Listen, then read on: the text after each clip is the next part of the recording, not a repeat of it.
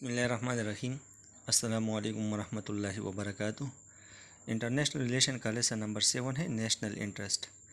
تو آج کے لیکچر میں ہم انشاءاللہ نیشنل انٹرسٹ کے مختلف ٹیپس کے حوالے سے بات کریں گے۔ تو اس میں سب سے پہلا پرائمری انٹرسٹ ہے، جس کو ہم بنیادی انٹرسٹ بھی کہہ سکتے ہیں، اور اس پر ایک اسٹیٹ کمپرومائز نہیں کرتا، بلکہ اسٹیٹ کی کوشش ہوتی ہے کہ ہر صورت میں اس انٹرسٹ کی حفاظت کرے۔ تو پرائمری انٹرسٹ میں کون کون سی چیزیں شامل ہیں؟ Preservation of physical, political and cultural identity of the state, یعنی اسٹیٹ کے جو فزیکل باؤنڈریز ہے، جو لینڈز ہے، جو بارڈرز ہے، ان کی حفاظت کرے، اور اس میں جو لوگ جو آبادی ہے اس کی حفاظت کرے۔ مثال کے طور پر پاکستان کے جو بارڈرز ہے، پاکستان کی جو سرزمین ہے اور پاکستانی عوام، یہ اسٹیٹ کی ذمہ داری ہے کہ اس کی حفاظت کرے۔ تو یہ پرائمری انٹرسٹ ہے۔ دوسرا پولیٹیکل، یعنی ایک اسٹیٹ کے اندر جو نظام ہے، پولیٹیکل سسٹم ہے، انسٹیٹیوشنز ہے، ان کی حفاظت کرنا۔ اگر ایک ملک میں جمہوریت ہے تو اسٹیٹ کی ذمہ داری ہے کہ وہ جمہوریت کی حفاظت کرے اور اداروں کی حفاظت کرے۔ اگر بادشاہت ہے تو ہر ریاست وہ اپنی طرز حکومت کی اور اپنے پولیٹیکل انسٹیٹیوشن کی حفاظت کرتی ہے۔ اسی طرح ہر اسٹیٹ کا یہ پرائمری انٹرسٹ ہے کہ وہ اپنے کلچر کو، اپنی ثقافت کی حفاظت کرے۔ دوسرا ہے سیکنڈری انٹرسٹ، یہ بھی انتہائی امپورٹنٹ ہے، لیکن یہ پرائمری انٹرسٹ کے بعد آتا ہے۔ اہمیت ہے لیکن پرائمری انٹرسٹ کے مقابلے میں اتنی زیادہ اہمیت نہیں۔ پاکستان کے اندر، پاکستان کی سرزمین پر جو پاکستانی عوام رہ رہے ہیں، تو یہ گورنمنٹ کی یا اسٹیٹ کی پرائمری انٹرسٹ ہے کہ اس کی حفاظت کرے۔ لیکن اگر پاکستانی عوام جرمنی میں کام کر رہے ہو یا امریکہ میں ہو، تو یہ ریاست کی ذمہ داری ہے کہ ان کے حقوق کا خیال رکھے اور ان کی جان و مال کی حفاظت کرے۔ تو protection of citizen abroad and ensuring diplomatic immunity of foreign mission, جو ہمارے سفیر ہے اور ڈپلومیٹک سٹافس ہے، تو ان کی حقوق کا خیال رکھنا اور ان کی جان و مال کی حفاظت کرنا، یہ ہر ریاست کا سیکنڈری انٹرسٹ ہے۔ تھرڈ پرماننٹ انٹرسٹ، یہ لانگ ٹرم انٹرسٹ ہوتے ہیں، اور یہ اسٹریٹجک نیچر کی بھی ہو سکتے ہیں، آئیڈیالوجیکل نیچر کی بھی ہو سکتے ہیں، اور اکنامک نیچر کی بھی، اور یہ وہ انٹرسٹ ہے جو آسانی کے ساتھ چینج نہیں ہوتا۔ اور اگر گورنمنٹ آتی ہے جاتی ہے، لیکن یہ انٹرسٹ وہ زیادہ وقت کے لیے قائم رہتا ہے، مستقل ہوتا ہے اور چینج نہیں ہوتا۔ مثال کے طور پر اگر ہم پاکستان کو لے لیں تو کشمیر کی آزادی یہ ہمارا پرماننٹ انٹرسٹ ہے، کیونکہ اب دیکھ لیں ہر گورنمنٹ آتی ہے جاتی ہے، لیکن ہر گورنمنٹ کا یہ موقف ہوتا ہے کہ کشمیر پاکستان کا حصہ ہے۔ اسی طرح تمام مسلم اسٹیٹس کے لیے یہ جو مکہ ہے، مدینہ ہے اور مقدس مقامات کی حفاظت، یہ پرماننٹ انٹرسٹ ہے۔ اس کے برعکس ویریبل انٹرسٹ ہے، یہ شارٹ ٹرم انٹرسٹ ہے، وہ گزرنے کے ساتھ ساتھ اس میں چینجز آتی ہے۔ کس طرح؟ اگر گورنمنٹ میں چینج آیا تو انٹرسٹ میں تبدیلی پیدا ہو سکتی ہے، پبلک اوپینین کے ساتھ بھی۔ مثال کے طور پر اگر ہم دیکھ لیں کہ نواز شریف گورنمنٹ میں جو اس کی دوسری حکومت تھی، تو اس دوران 98 میں بھارت نے نیوکلیئر ٹیسٹ کیے، تو عوام کا رد عمل آیا اور گورنمنٹ پہ دباؤ ڈالا کہ آپ بھی نیوکلیئر ایکسپلوژن کرے، تو پاکستان نے نیوکلیئر ٹیسٹ کیے۔ اس کے بعد امریکہ نے پابندیاں لگا لی، لیکن پبلک اوپینین کی وجہ سے جو ہے نا وہ انٹرسٹ چینج ہوتے ہیں۔ اسی طرح پارٹیزن پالیٹکس کے بھی ہم دیکھتے ہیں کہ دنیا میں جہاں پہ جمہوری نظام ہے، تو جو پولیٹیکل پارٹی وہ برسر اقتدار آتی ہے تو اس کے اپنے کچھ مینیفیسٹو ہوتا ہے، تو اس کے ساتھ ساتھ وہ پالیسی اور انٹرسٹ میں چینج واقع ہوتی ہے۔ اگر ہم اب ترکی میں دیکھ لیں تو ترکی میں ہمیں نظر آتا ہے کہ طیب اردوان کی وجہ سے وہاں پہ ریفارمز آ رہے ہیں، اور مطلب جو اسلامائزیشن کا پروسیس ہے وہ شروع ہوا ہے۔ اسی طرح اگر ہم پی ٹی آئی گورنمنٹ کو دیکھ لیں تو انہوں نے ریفارمز کی بات کی، اور الیکشن ریفارمز، ابھی ان کا کہنا ہے کہ ہم عدلیہ میں بھی ریفارمز لائیں گے، تو یہ ویریبل انٹرسٹ ہوتے ہیں۔ اسی طرح سیکشنل انٹرسٹ ایک خاص طبقے کے جو مفادات ہوتے ہیں اور وہ جو اس کو پروجیکٹ کرے اور نیشنل انٹرسٹ کا نام دے، تو یہ تمام چیزیں ویریبل انٹرسٹ ہوتے ہیں۔ اسی طرح جنرل انٹرسٹ، جس میں کافی زیادہ اقوام اور کافی زیادہ ممالک انوالو ہوتے ہیں. اس میں یہ اکنامک انٹرسٹ بھی ہو سکتے ہیں اور ڈپلومیٹک نارمس. اکنامک انٹرسٹ کی اگر ہم بات کریں، مثال کے طور پر مختلف اسٹیٹس جو ہے نا وہ یورپین یونین کے اگر ایک آرگنائزیشن ہے تو مختلف جو یورپی ممالک ہے تو ان کا ایک انٹرسٹ ہے کہ وہ ٹریڈ کو آسان بنا لے اور جو ٹریڈ بیریئرز ہے وہ ختم کرے. تو یہ اکنامک انٹرسٹ ہے، اور چونکہ اس میں زیادہ ممالک انوالو ہے تو اس کو ہم جنرل انٹرسٹ. اسی طرح ڈپلومیٹک نارمس کی اگر ہم بات کریں تو ہر اسٹیٹ کی خواہش ہوتی ہے کہ ان کے سفیر وہ باہر ممالک میں محفوظ ہو، ان کی جان و مال کی حفاظت ہو، ان کو احترام دیا جائے. تو اس پر تمام ممالک وہ یا زیادہ ممالک اس پہ متفق ہے، تو اس کو ہم جنرل انٹرسٹ کہتے ہیں. اس طرح اگر ہم کلائمیٹ چینج کی بات کریں تو زیادہ ممالک کی خواہش ہوتی ہے کہ گلوبل وارمنگ کو کم کیا جائے. تو یہ جنرل اسپیسیفک انٹرسٹ یہ ہے کہ جو جنرل انٹرسٹ سے اسپیسیفک انٹرسٹ وہ ایمرج ہوتا ہے. مثال کے طور پر تمام ممالک کے یہ جنرل انٹرسٹ ہے کہ وہ ترقی حاصل کرے اور وہ معاشی ترقی حاصل کرے، لیکن اس سے اسپیسیفک انٹرسٹ نکلتا ہے. مثال کے طور پر اگر ہم پاکستان اور افغانستان کی بات کریں تو ان کے درمیان جو ٹریڈ ایگریمنٹ ہوتا ہے بائیلیٹرل ٹریڈ، تو یہ اسپیسیفک انٹرسٹ ہے. کسی خاص ایشو پہ اگر ایک دو یا تین ممالک آپس میں کوئی معاہدہ کرے اور خاص جو ہے نا وہ انٹرسٹ اچیو کرنے کے لیے کچھ اقدامات کرے تو اس کو ہم اسپیسیفک انٹرسٹ کہتے ہیں. اسی طرح آئیڈینٹیکل انٹرسٹ، جب مختلف اسٹیٹس کے مفادات ایک ہو جائے تو اس کو آئیڈینٹیکل انٹرسٹ کہتے ہیں. مثال کے طور پر کلائمیٹ پروٹیکشن کنسرن، تمام ممالک چاہتے ہیں کہ گلوبل وارمنگ نہ ہو، آلودگی کم ہو جائے، تو یہ آئیڈینٹیکل انٹرسٹ ہے. اسی طرح اگر ہم دیکھ لیں یورپ میں اور امریکہ کو دیکھ لیں تو ان کا انٹرسٹ ایک ہے، وہ یورپ میں روس کے جو اثر رسوخ ہے وہ کم کرنا چاہتے ہیں. یہی وجہ ہے کہ اب وہ روس پر پابندیاں لگا رہے ہیں، یورپ بھی اور امریکہ بھی، تو ان کا مفادات یکساں ہے. تو اس کو ہم کہتے ہیں آئیڈینٹیکل انٹرسٹ. اس طرح کمپلیمنٹری انٹرسٹ یہ کہ اگرچہ یہ آئیڈینٹیکل نہیں ہوتے لیکن کچھ ایشوز پر دو ممالک وہ متفق ہو جاتے ہیں. مثال کے طور پر US پاکستان سیکیورٹی کوآپریشن، کہ پاکستان اور امریکہ وہ سیکیورٹی کے حوالے سے ایک دوسرے کے ساتھ تعاون کر رہے ہیں، سیکیورٹی کوآپریشن. تو یہ ایک کمپلیمنٹری انٹرسٹ ہے کیونکہ امریکہ پاکستان کو امداد اس لیے دے رہا تھا کہ وہ اس اسلحے کو وہ طالبان کے خلاف یوز کرے، اور پاکستان کے اندر دہشت گردی تھی تو اس امداد کی وجہ سے پاکستان کو فائدہ مل رہا تھا. تو یہ کمپلیمنٹری انٹرسٹ ہے، اگرچہ آئیڈینٹیکل نہیں تھا لیکن کمپلیمنٹری ہے. اس طرح کنفلکٹنگ انٹرسٹ یہ ہے کہ جب دو ممالک کے جو انٹرسٹ ہے وہ ایک دوسرے سے متصادم ہو.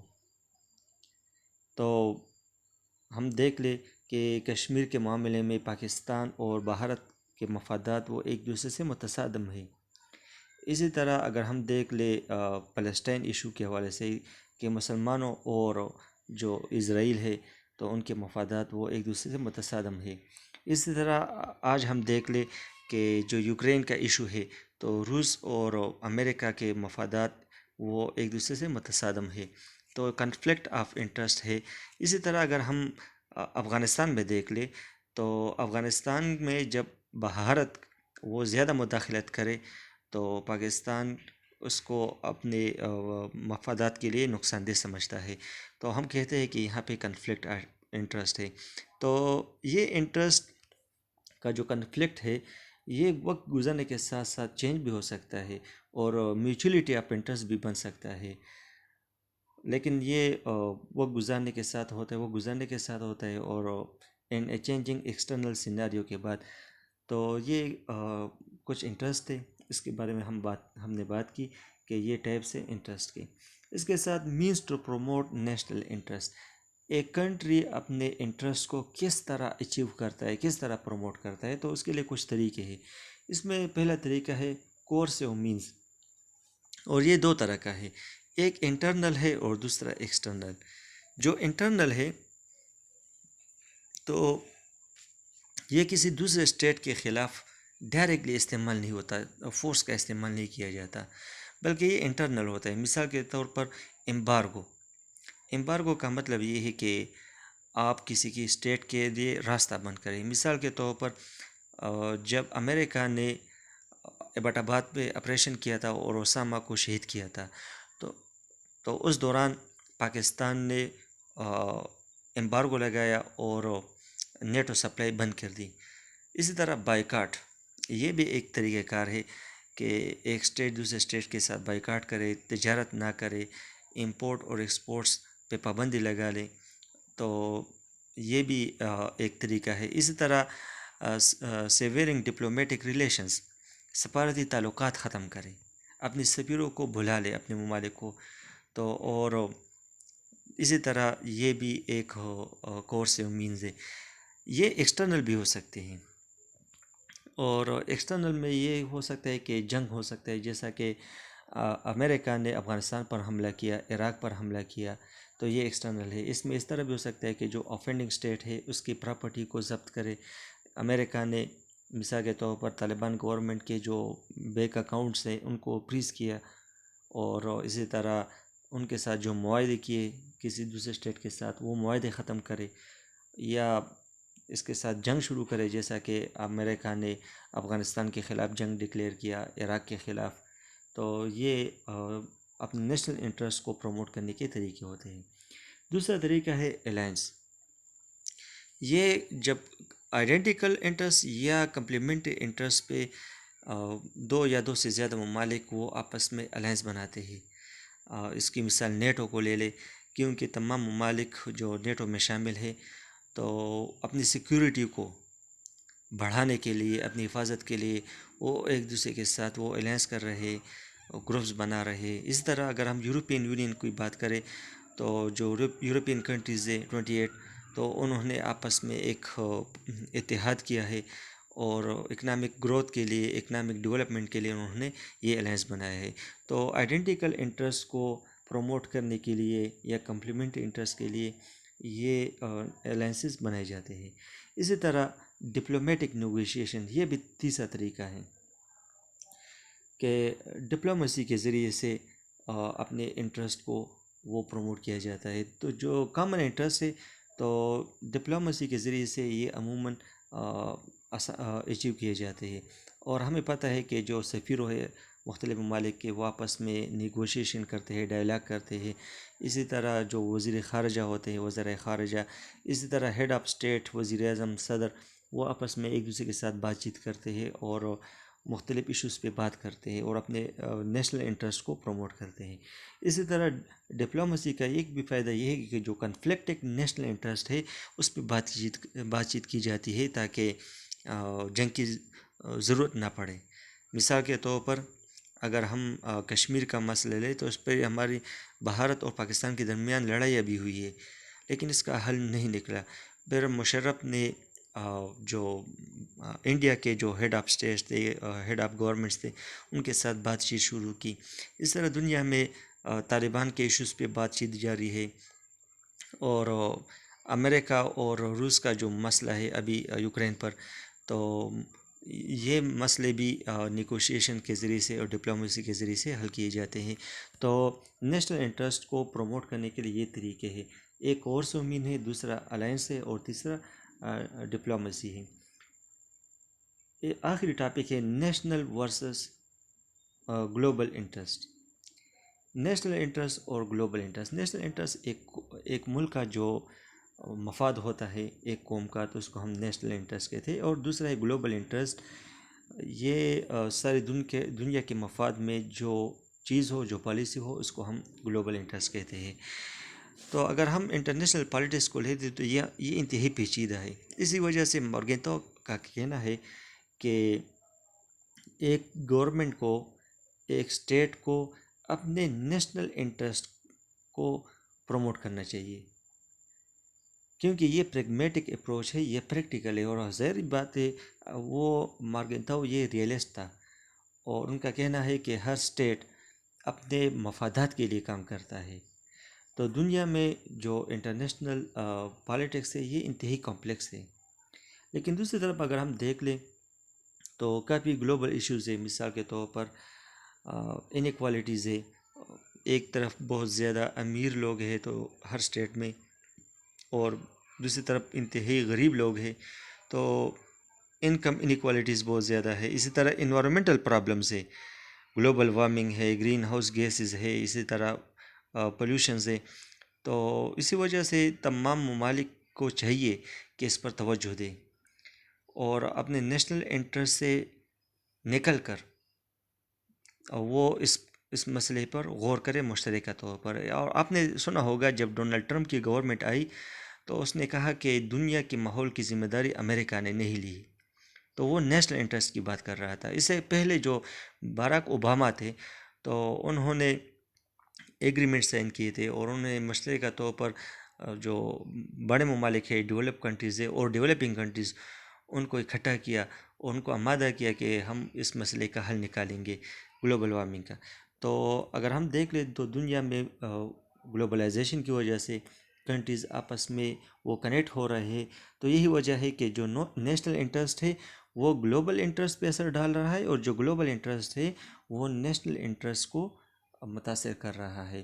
تو اب ہم دیکھ سکتے ہیں کہ دنیا میں کنیکٹیوٹی بڑھ رہی ہے، اور گلوبل ایشوز کی طرف تمام ممالک وہ ابھی توجہ دینے جا رہے ہیں۔ یہی وجہ ہے کہ کلائمیٹ چینج کی اگر ہم بات کریں تو ہر کنٹری کی خواہش ہے کہ جو گلوبل وارمنگ ہے اس مسئلے کا حل نکالا جائے، تو اس کے لیے وہ مشترکہ طور پر ممالک آپس میں ایک دوسرے کے ساتھ کوآپریشن کر رہے ہیں۔